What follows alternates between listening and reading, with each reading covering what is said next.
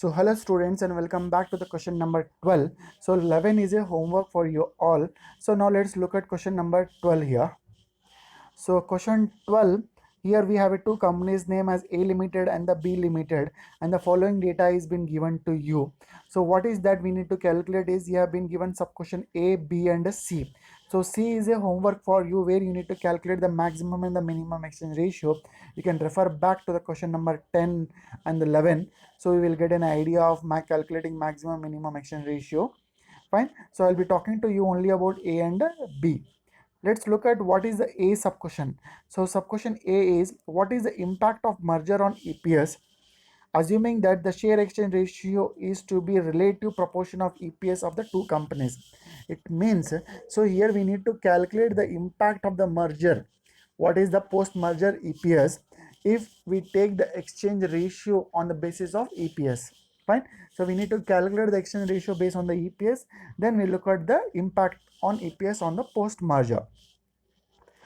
Fine. So since before we proceed on, let's calculate the P ratio, because we want to calculate the impact, right? We need to know the value, the new market price. So that is very much useful for us. So what we'll do is first we'll calculate the P ratio for the two companies A and B Limited, right? So P ratio, if you want to calculate, we need to take market price per share divided by EPS. So market price of the share is 150 divided by 25, will get 6 times the P ratio for A Limited. Similarly for the B Limited, will be getting 5 times. Okay, this is the input which is required to calculate the impact. So now we'll calculate the exchange ratio based on the EPS. EPS of the target company divided by EPS of an acquiring company, that is 15 divided by 25. The exchange ratio comes out to be 0.60 is the exchange ratio. That is, for every one share of a target company, acquiring company would be paying 0.6 shares of a acquiring company to the target company shareholders. Now with this exchange ratio, so how many number of shares that they required to pay, right? The number of shares required to issue to the target company is, the target company is having 50,000 shares. 50,000 into 0.6, it gives us 30,000 shares. So okay, we are issuing 30,000 shares, new fresh shares of acquiring company to the shareholders of a target company, right? Now the post merger EPS, so combined earning divided by number of shares, outstanding shares post merger. So earnings would be based on EPS into number of shares. If it multiplied, it will give the earnings, right? So the total comes out to be 32 lakhs 50,000 divided by outstanding shares, that is 1 lakh of acquiring company plus 50,000 into 0.6, it comes out to be 25 rupees is the EPS. Find computation of relative proportion to the EPS. Next. So what is that we need to know is what is the changes in the EPS for pre-merger and the post-merger. So pre-merger EPS was 25 and the post-merger EPS is also 25. Hence, there is no change in the EPS of the acquiring company.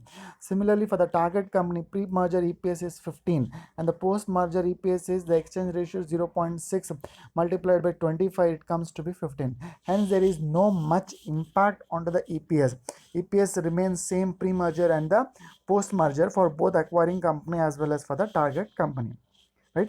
So next sub question that we need to look at here is, management of B Limited has quoted a share exchange ratio 1 is to 1, that is, target company has quoted a exchange ratio 1 is to 1 rather than 0.6 is to 1 for the merger to take place. Is it viable for A Limited? So here we need to decide whether the A Limited can accept 1 is to 1 ratio, whether it is a viable, right? So to look at that, so again we need to proceed it. So number of shares issued is 1 is to 1 into 50,000, 50,000 shares which acquiring company is issuing to the target company. Then post merger EPS, earnings of the both the company, right? So divided by the total number of shares, 1 lakh of acquiring company plus 50,000 of the target company, which comes out to be 21.67 is the post merger EPS. Then expected market price, that is post merger EPS, that is 21.67 multiplied by P ratio of the acquiring company, that is 6 times. So now if you want to calculate the gain here, so pre-merger market value, what was the pre-merger market value? 1 lakh share into market price of the share 150, that is going to give as 1 crore 50 lakhs, whereas for the post merger market value, that is 1 lakh into 1 lakh shares into rupees 130, it is going to give as 1.3 1 crore 30 lakhs. Fine.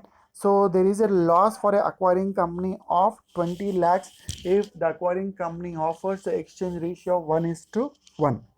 Then similarly for the B Limited, if you just look at the pre-merger market value is comes out to be 37 lakhs 50,000, whereas the post-merger market value, since it is 1:1 ratio, 50,000 shares into 130 rupees, right? So it comes out to be 65 lakhs. So there is a gain. So of gain of 27 lakh 50,000 to the target company shareholders. So if you look at for a decision here, we can suggest that acquiring company should not accept the exchange ratio 1:1 because it will lead to loss of 20 lakhs to the acquiring company shareholders. Hence, they should not accept the ratio of 1:1. Fine. The subquestion C is a homework, that is just assignment to you all. Work it out and submit on the Google Classroom. Fine. Thank you.